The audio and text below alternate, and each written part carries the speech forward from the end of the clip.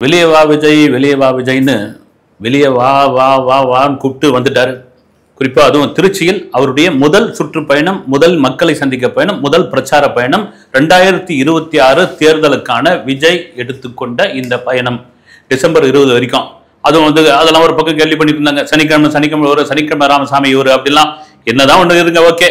அப்புறமா சீமான்லாம் கூட அவர் மாதிரியே நடிச்சுலாம் காமிச்சார். வந்து மனப்பாடம் பண்ணி ஒரு வாரத்துக்கு மனப்பாடம் பண்ணுவார். அந்த ஒரு வாரம் மனப்பாடம் பண்ணிட்டு வந்து அதுக்கு முன்னாடி கேமரா முன்னாடி நடிச்சு காப்பாரு. நான் நடிச்சுலாம் காமிச்சாரு. என்னென்ன கேள்வியெல்லாம் பண்ணாங்க. இன்னொரு பக்கம் ஆதரவு ஒரு பக்கம் கூட்டிக்கிட்டே இருக்கு. வந்து திரும்ப வந்து நான் இவரோட கூட்டணி வச்சிருப்பேன் வாழ்த்து சொல்லியிருக்காங்க. பாரிவேந்தர் அவர் வாழ்த்து சொல்லியிருக்காரு. கிருஷ்ணசாமி வந்து கூட்டணி வச்சு போன்னு இருக்காரு. இப்படியே ஒரு பக்கம் ஆதரவு இருக்குது. ரைட். இன்னைக்கு திருச்சியில அதுவும் ஏர்போர்ட்ல வந்து இறங்கி 13 கிலோமீட்டர் மரக்கடை, அந்த 13 கிலோமீட்டரை விஜய் கடப்பதற்கு 6 மணி நேரம் ஆயிடுது. 6 மணி நேரமும் துளி கூட கலையாத ஒரு கூட்டம். வந்து இது வெறும் திருச்சியிலிருந்து வந்த கூட்டம் கிட்டும் கிடையாது. வந்து அரியலூர், பெரம்பலூர், இந்த பக்கம் திருவாரூர், தஞ்சாவூர், எங்கெங்கிருந்து வந்தாச்சு. வந்து அந்த வேனை தொடர்ந்து போயிட்டே இருக்காங்க. போன வீடியோல கூட பேசியிருந்தா ஒரு திட்டமிடல் இருந்திருந்தா, விஜய் முன்கூட்டியே வந்திருந்தா இது வேற மாதிரி மாறி இருக்குன்னு. இதுவும் ஒரு பெரும் பேசும் பொருளா மாறிடுச்சு. வந்து இது ரோட் ஷோ தாங்க அப்படின்ற அளவுக்கு வந்துச்சு. விஜய் கொஞ்சம் அப்படி மேல ஏறி வேன்ல நின்று இருந்தா அது ரோட் ஷோ தான், போலீஸ் வழக்கம் பதிவு செஞ்சிருப்பாங்க. அந்த 6 மணி நேரமும் தொண்டர்கள், ரசிகர்கள் உண்மையிலே ரொம்ப கஷ்டப்பட்டாங்க. கலையில கஷ்டப்பட்டாங்க.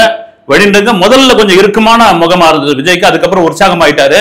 ஒருத்தர் வந்து கொஞ்சம் ஒரு பெரியவர் மாதிரி இருக்காரு. அவர் டக்குன்னு நின்று ஒரு அந்த வீடியோ வைரல் ஆயிட்டு இருக்கு, பாத்தீங்கன்னா தெரியும். வந்து அப்படி நின்று இப்படி வணக்கம் சொல்லி கையாட்டுறாரு. ஏங்க அப்படின்றாரு. டக்குன்னு அவர் வச்சிருக்க துண்டை எடுத்து அப்படி கொடுக்குறாரு, வாங்கிக்கிறாரு. அவர் தேனி மாவட்டத்தில் ஒரு பொறுப்பாளராம், அவ்வளவு பம்பரமா சொல்லக்கூடியவராம். இதுதாங்க வந்து பொறுப்பாளர்கள், உங்களுக்கு தெரிந்தவர்கள், இந்த டிவிகேவுக்கு வேலை செய்பவர்கள், இவர்களை எல்லாம் விஜய் அடையாளம் கண்டு கொள்ள வேண்டும். இவர்கள் மட்டும் கிடையாது. வந்து கீழ்மட்டத்தில் இருக்கக்கூடியவர், கட்சியில ரொம்ப கீழ்மட்டத்தில் இருக்கும், இவங்களையும் நீங்க பார்க்கணும். அதுதான் ஒரு தலைவனுக்கானது. ரைட்டு. அப்படியே நகர்ந்து நகர்ந்து நகர்ந்து நகர்ந்து வந்தது. விஜய் பேச மாட்டாரு. அவர் கொடுத்த டைம் வந்து 10:35. அதெல்லாம் தாண்டிச்சு சாமி, இதுக்கப்புறம் பேச மாட்டாரு. இல்ல வந்து போலீஸ் திருப்பி அமைச்சிருவாங்க. இல்ல திரும்ப இவர் வந்து அரியலூர், பெரம்பலூர் போனமே எப்படி போவாரு, அதெல்லாம் விடுங்க. முதல்ல என்ன பேச போறாரு? தமிழக அரசியலா, இந்திய அரசியலா, பிஜேபியா, பாசிசமா, பாயாசமா, எதுவா இருக்குன்னு நான் ஆரம்பத்தில் நேற்று ஒரு வீடியோல சொல்லியிருந்தேன். விஜய் எந்தெந்த பகுதிக்கு, எந்தெந்த தொகுதிக்கு, எந்தெந்த மாவட்டத்துக்கு செல்கிறாரோ அந்தந்த மாவட்ட பிரச்சனைகளை, அங்கு நிறைவேற்றாத விஷயங்களை, வாக்குறுதி கொடுத்த சில சம்பவங்களை பண்ணாம இருந்தாங்கன்னா அதை எடுத்து விஜய் பேசினாலே போதும். குறிப்பா அதுவும் வந்து அதுதான் வந்து இங்க தொட்டிருக்காரு. திருச்சியில இருந்து ஆரம்பிச்சார். வந்து ஒரு அருமையான ஒரு ஸ்பீச்சா இருந்தது. முதல்ல அந்த காலத்துல ராஜாக்கள் வந்து போருக்கு போறதுக்கு முன்னாடி குலதெய்வத்தை தான் வழிபட்டு போவாங்க. அதுதான் மரபு. இன்னைக்கு இப்ப கூட என்ன விசேஷம் நடந்தாலும் முதல்ல குலதெய்வ வழிபாடு தான். குலதெய்வத்தை வழிபட்டு தான் கிளம்புவாங்க. நான் வந்து 2026 ஜனநாயக போரை சந்திக்க போகிறேன். அடுத்த வருடம் இன்னும் 7 மாசம் தான் இருக்குது. எப்படி ராஜாக்கள் குலதெய்வத்தை வழிபட்டாங்களோ அதை போல என்னுடைய குலதெய்வம் நீங்க தான், மக்கள் தான். இங்க இருந்து உங்களிருந்து ஆரம்பிக்கிறேன்.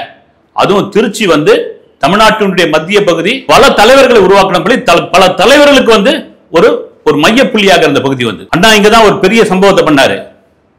பெரியார் இங்கதான் வாழ்ந்தாரு. எம்ஜிஆர் தனது முதல் மாநில மாநாடு இங்கதான் நடத்தினாரு. இங்கதான் மலைக்கோட்டை இருக்குது. மத நல்லிணக்கத்திற்கு ஒரு முக்கியமான பகுதி திருச்சி அப்படின்னு ஆரம்பிச்ச பிறகு மைக்கு ஒர்க் ஆகல. இதில் தாங்க பிரச்சனையே வந்தது. ஒரு ஆக்ரோஷமா போயிட்டு இருந்த ஒரு விஷயம், என்ன கேட்க போறாங்கன்னு மைக் வந்து இங்க யாரு யூடியூப் சேனல்ல, டிவில இவங்களுக்கு பாக்குறவங்களுக்கு தான் அந்த ஆடியோ வரலையான்னு பார்த்தா மக்களுக்கே அங்க வரல. அவங்களும் கத்த ஆரம்பிச்சிட்டாங்க. உடனே கீழெல்லாம் பேச ஆரம்பிச்சாங்க, எதிர்கட்சி சதி இது அது இது அப்படின்னு. ஆனால் நம்ம வந்த விஷயம், ஏன்னா டைம் கிடையாது, கரெக்டா பேசி ஆகணும். கொஞ்சம் கொஞ்சமா அப்படி கேட்க ஆரம்பிச்சது. அதையும் மக்கள் ஆரவாரத்தோட ரசிச்சாங்க. குறிப்பா விஜய் இந்த முறை ஒரு போல்டான ஒரு விஷயத்தை எடுக்க ஆரம்பிச்சிட்டாரு. என்ன சொல்றாரு? திருச்சி தொகுதி, திருச்சி மாவட்டம்னாலே விவசாயத்திற்கு மிக பேர் போன ஒரு பகுதி. ஆனால் மணல் கொள்ளையில இங்கதாங்க வந்து பெரிய மணல். அந்த மணல் கொள்ளை அதை யார் கேட்கறீங்க? இங்க யார் கேட்கறதுக்கான இது இருக்குது? ஒண்ணுமே இல்லை. 2 அமைச்சர்கள் இருக்காங்க, முக்கியமான அமைச்சர்கள். 2 அமைச்சர்கள். ஒரு அமைச்சர் வந்து ரொம்ப சீனியர், அவருடைய கோட்டை கே நேரு தான் சொல்றாரு. அவருடைய கோட்டை திருச்சி. அவர் அங்க பாத்தீங்கன்னா அந்த ஏரியாவில் இன்னொரு முதல்வர் கூட சொல்லலாம்.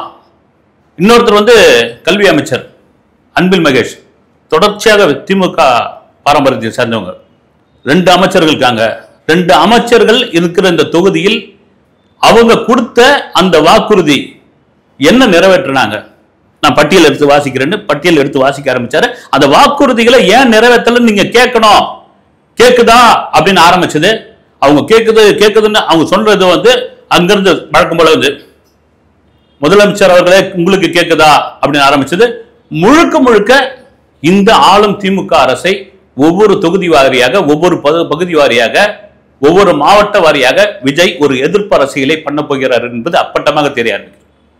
அதுவும் குறிப்பா சமீப காலமாக திருச்சி மாவட்டம் பக்கத்தில் பெரம்பலூர்ல கிட்னி திருட்டு மிக மோசமான ஒரு விஷயமா போயிட்டு இருக்கு. கிட்னி திருட்டு கடந்த சில நாட்கள் முன்னாடி கூட முன்னாள் அமைச்சர் வளர்மதி தலைமையில் ஒரு ஆர்ப்பாட்டம் நடத்தினாங்க. அந்த ஆர்ப்பாட்டம் நடந்ததா இல்லையான்னு கூட தெரியல. இன்னைக்கு விஜய் பேசின ஒரு ஸ்பீச் வந்து வைரல் ஆகி இன்னைக்கு நேஷனல் லெவலில் போயிட்டு இருக்கு. அதுவும் மண்ணச்சநல்லூர் தொகுதி எம்எல்ஏ கதிரவனுடைய நெருக்கமான அவருடைய உறவினர் ஹாஸ்பிட்டல்ல இந்த மாதிரியான சம்பவம் நடந்திருக்கு. ஆளும் கட்சியோடையது. இது எங்க வந்து எவ்வளவு பெரிய அநியாயம்! இது யாராவது என்னன்னா கேட்கறீங்களா? நீங்க எவ்வளவு பெரிய மோசடி! இந்தியாவே உழுக்கின ஒரு சம்பவம் வந்து. ஏன்னா விஜய் வந்து எலைட் அரசியல் பண்றாரு, அதாவது வந்து ரொம்ப மேம்போக்கா பண்றாரு. அவர் டேரிங்கா எதையுமே பேச மாட்டாரு. வழக்கம் போல வந்து பிஜேபியும் திமுகவையும் போற போக்குல திட்டிட்டு போயிடுவாரு. இப்ப கூட அதை தான் பல பேர் எதிர்பார்த்தாங்க. பல பேர் எதிர்பார்த்தது என்னன்னா, வழக்கம் போல அவர் வருவாரு, ஒரு ஸ்கிரிப்ட் மனப்பாடம் பண்ணிட்டு வருவாரு. அந்த ஸ்கிரிப்ட் மனப்பாடம் பண்ணதை அப்படியே ஒப்பிச்சுட்டு போயிடுவாருன்னு சீட்டை வச்சுதான் பேசினாரு, எழுதி வச்சுதான் பேசினாரு. ஆனால் பிரச்சனைகளை பேசினார். அதுவும் குறிப்பாக கூடியிருந்த அத்தனை லட்சக்கணக்கான மக்கள் இருக்கக்கூடிய வாழக்கூடிய அந்த தொகுதி பற்றியான பிரச்சனைகளை பேசினாரு. உங்களுக்கு இவங்க தேர்தல் வரும்பொழுது உங்களுக்கு என்னென்ன வாக்குறுதி கொடுத்தாங்க, இந்த வாக்குறுதிகள் நிறைவேற்றிட்டாங்களா? லிஸ்ட் போடுங்க, கேளுங்க. நீங்க இப்ப ஆட்சி முடிய போகிறது, இந்த சமயத்துல கேட்டுதான் நீங்க ஆகணும்னு உண்மையா வந்து இது கேட்கறதுக்கு தாங்க வேணும்னு. அது யாரா இருந்தாலும் சரி, அதிமுக இருந்தாலும் சரி, மதிமுக இருந்தாலும் சரி, திமுக இருந்தாலும் சரி, யாரா இருந்தாலும் சரிங்க. மக்களுக்கு என்ன மனநிலை வந்துச்சுன்னா, 2 திராவிட கட்சிகள் தான் மறுபடியுமா எப்ப ஒரு மாற்று கட்சி வேணும்பா. அந்த மாற்று கட்சிக்கான மனநிலை இப்ப விஜயை கொண்டு வந்து நீங்க நிற்கும் பொழுது விஜய் செய்யக்கூடிய இந்த அரசியல், எதிர்ப்பு அரசியல் ஒரு காட்டமான கடுமையான அரசியலாக இங்க மாறி இருக்குது. அதெல்லாம் மீறி நீங்க கவர்மெண்ட்ல ஒரு 1000 ரூபாய் உதவித்தொகை கொடுக்குறீங்க மகளிருக்காக. எல்லா மகளிருக்கும் அந்த உதவித்தொகை போய் சேர்ந்துருதா? ஆனா நீங்க வந்து பிரகடனப்படுத்துறது பாத்தீங்கன்னா எல்லா மகளிருக்கும் போய் சேர்ந்த மாதிரி நீங்க வந்து விளம்பரப்படுத்துறீங்க, அதை தெரியப்படுத்துறீங்க. இல்லைங்க, அது செலக்டிவா தான் போகுது. அதை யாராவது இங்க கேட்கறீங்களா? யாராவது அது சம்பந்தமா பேசுறீங்களா? பேசணும், கேட்கணும்.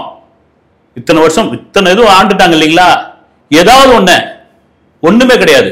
முக்கியமான விஷயம், பெண்களுக்கு இலவச பேருந்துன்னு சொல்லிட்டு அவங்களே ஓசியில போறாங்க அப்படின்னு எவ்வளவு சொன்னது. இதுதாங்க விஜய் இப்படிதான் எதிர்பார்த்தது. குறிப்பாக திமுகவினுடைய உன்னோட கோட்டை வந்து திருச்சி. அங்க முடிசூடா மன்னர்கள் 2 பேர் வந்து, ஒருத்தர் சீனியர். அந்த கோட்டைக்குள்ளே போய் விஜய் இவ்வளவு காட்டமாக பேசியது வரவேற்கத்தக்கது. பேசிதான் ஆகணும், அது யாரா இருந்தாலும் சரி. ஏன்னா இதே பிரச்சனைகளை எதிர்கட்சியான அதிமுக, மதிமுக, பாமக, இந்த எத்தனையோ பேசியிருக்காங்க. ஆனா எல்லாம் வந்து பெரிய கட்சிகள், எல்லாம் சீனியர் தலைவர்கள். ஏதாவது ஒன்று ஹைலைட் ஆச்சா? இன்னைக்கு ஒரு விஜய் திரும்ப சொல்றதுதான் கூத்தாடி நடிகன் மேக்கப் போடுற ஒருத்தர், சீமான் சொன்ன மாதிரி வந்து எழுதி கொடுத்தது மனப்பாடம், வீட்டுல மனப்பாடம் பண்ணிட்டு கேரவன்ல வந்து ஒப்பிச்சுட்டு இது பண்ணிட்டு மக்கப் பண்ணிட்டு மேடையில வந்து பேசிட்டு போற ஒருத்தர், மேக்கப்பை கலைச்ச உடனே அவர் பாட்டு போயிட்டு பனையூர்ல போய் படுத்துறக்கூடியவர். அவர் ஏர்போர்ட்ல இருந்து வராருன்னா லட்சக்கணக்கான பேர் பின்தொடர்ந்து வராங்கன்னா அவங்க எல்லாம் யாரு? விஜய் இன்னும் வந்து ஆளுக்கு 250 ரூபா 300 ரூபா கொடுங்க, ஒரு பிரியாணி பொட்டலத்தை கொடுங்க, என் பின்னாடியே நீங்க வரணும் அப்படின்னு கூப்பிட்டு கிடையாது. முன்னாடியே அறிக்கை கொடுத்தவங்க, தயவு செய்து வந்துடாதீங்க, தயவு செய்து தொந்தரவு பண்ணிடாதீங்க, நான் வரேன், உங்க மாவட்டத்துக்கு வரேன், உங்க ஏரியாவுக்கு வரேன், உங்க பகுதிக்கு வரேன். இது திருச்சினா திருச்சி மாவட்டத்துக்கு திருச்சி தொகுதிக்கான விஷயம் இது. அந்த மக்கள் கிட்ட தான் நான் பேச போறேன். நான் வரேன், பெரம்பலூர்ல வரேன், திருவாரூர் வரேன், தஞ்சாவூர் வரேன், வேலூர் வரேன், திருவண்ணாமலை வரேன், நான் வர ஆரம்பிக்கிறேன். இப்போ விட்டுருங்க. நான் கேட்கல. அந்த கூட்டத்தை பார்த்து ஒரு பெரிய மகிழ்ச்சியாகி அந்த கூட்டத்தின் முன் எழுப்பப்பட்ட அந்த கேள்விகள் இருக்குல்ல, அதுவும் குறிப்பாக தேர்தல் வாக்குறுதி, அந்த வாக்குறுதி என்ன நிறைவேற்றப்பட்டது? ஒரு தொகுதியில் கூட விஜய் கட்சியினர் வந்து அந்த தேர்தல் வாக்குறுதியெல்லாம் என்னென்ன நிறைவேற்றலன்னு ஒரு தொகுதியில் ஃபுல்லாக போஸ்டர் அடிச்சு ஓட்டியிருந்தாங்க. அந்த போஸ்டர்லாம் கிழிச்சு எடுத்துட்டாங்க. இதுதாங்க வேணும். நான் வந்து இந்த இந்த கட்சி அந்த கட்சின்னு சொல்ல, யார் ஆளுங்கட்சியாக இருந்தாலும் ஒரு எதிர்ப்பு அரசியல் இதெல்லாம் கேள்வி கேட்கறது ஒருத்தர் வரணும்பா அப்படின்னும் பொழுது அந்த வந்த நபராக இப்ப வருகிற நபராக களத்தில் இறங்கிட்டாரு.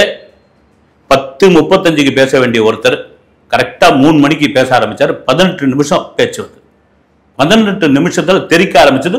இன்னும் மைக்கு ஒர்க் ஆகிருந்ததுன்னா உண்மையிலே மைக்கு அவங்க கவனிக்க மாட்டேன்னா எவ்வளவு செலவு பண்ணீங்க, ஒரு தனி விமானம், அங்கிருந்து அவ்வளவு கூட்டம், அப்படி வந்து ஹைடெக்கான ஒரு கேரவேன், அதுல அவ்வளவு வசதிகள், அப்புறம் மேல வந்து பவுன்சர்ஸ், இசட் பிரிவு எல்லாம் இருந்தும் கடைசியில் ஒரு மைக்ல கொண்ட விட்டீங்களே, இதெல்லாம் வந்து கண்டிப்பா வந்து கவனிக்கக்கூடிய ஒரு விஷயம். இதெல்லாம் நிச்சயமா கவனிக்கணும். அந்த மைக் இருந்திருந்தா இன்னும் எவ்வளவு விஷயங்கள் போய் சேர்ந்திருக்கும், அது இன்னும் எவ்வளவு விஷயங்கள் அவங்க கேட்டிருப்பாங்க. அதுல வர அறவுரையா கேட்டதுக்கே அந்த அளவுக்கு கைத்தட்டல் வந்து இது உண்மையா ஒர்க் ஆகலையா, சதியா, யாராவது பண்ணதா, ரைட், அது விசாரிச்சுங்க. இனி வரும் கூட்டங்கள்ல முதல் விஷயம், ஏன்னா அந்த காலத்துல மைக்லாம் பாத்தீங்கன்னா சரி இருக்காது வந்து, அதை வந்து இந்த பாட்டு கச்சேரி மாதிரி இந்த கட்சி ஆரம்பிக்கிறதுக்கு முன்னாடி கூட்ட ஆரம்பிக்கிறது முன்னாடி 20, 25, 30 முறை hello mic testing, hello mic testing சொல்லிக்கிட்டே இருப்பாங்க. இன்னைக்கு அவ்வளோ ஹைடெக்கான மைக்லாம் வந்தாச்சு வந்து, நீங்க அந்த மைக்கை வச்சு பேச வேண்டியதே இல்லை வந்து, காலர் மைக்கு போட்டு பேசினாலே அந்த அதனுடைய எஃபெக்டே இல்லை. டிடிஎஸ் எல்லாம் வந்திருக்குது. அதை விட்டுட்டு என்ன வந்து கொண்டு வந்து ஒரு விஷயம், இவ்வளவு பெரிய ஒரு தலைவர், அவ்வளோ ஆட்கள் வந்து அப்படி வந்து குவிஞ்சு போய் இருக்காங்க, ஒரு விஷயத்தை பேசுறாங்கன்னா அந்த விஷயம் கன்வே ஆகணுமே. அது வந்து அது எங்க போட்டு விடுறாங்க, என்ன இது வந்து கண்டிப்பா விஜய் கண்டிச்சிருப்பாரு, கடுமையா பேசியிருப்பாரு, பேசிதான் ஆகணும். இதெல்லாம் மீறி ஆளுங்கட்சியுடைய எதிர்ப்பு அரசியலை விதையில் தைரியமாக கையில் எடுத்து விட்டார், தொட்டு விட்டார். அதுவும் திருச்சி கோட்டையிலிருந்து அவருடைய பயணத்தை தொடங்கிவிட்டார். மக்களாகிய நீங்கள் தான் என்னுடைய குலதெய்வம் சொல்ல ஆரம்பிச்சிட்டார். அந்த குலதெய்வத்துடைய வழிபாடு அவரை தொடங்க ஆரம்பிச்சிட்டாரு. இந்த பெரம்பலூர், அரியலூர் போயிட்டு இருக்காரு. அதனுடைய வீடியோ என்னன்னு பேசுவோம். இதை தாண்டி இவங்கெல்லாம் சொல்லியிருக்காங்களே சனிக்கிழமை ராமசாமி, சனிக்கிழமை ராமசாமியே இருக்கட்டும், ஆனால் ஒவ்வொரு சனிக்கிழமையும் அவருக்கு கூட போகிறார். அந்த லட்சக்கணக்கான கூட்டத்துக்கு என்ன பேச போகிறார், அந்த லட்சக்கணக்கான கூட்டம் 2026 விஜய்க்கு எப்படியாப்பட்ட ஒரு வாக்கை கொடுப்பார்கள், விஜய்க்கு எந்த இடத்தில் வந்து அவங்க உட்கார வைப்பாங்க என்பதை வந்து பெரிய சஸ்பென்ஸ் தான். அதுக்கு கண்டிப்பா அதுக்காக வெயிட் பண்ணும். அடுத்த வீடியோவில் சந்திக்கிறேன். நன்றி.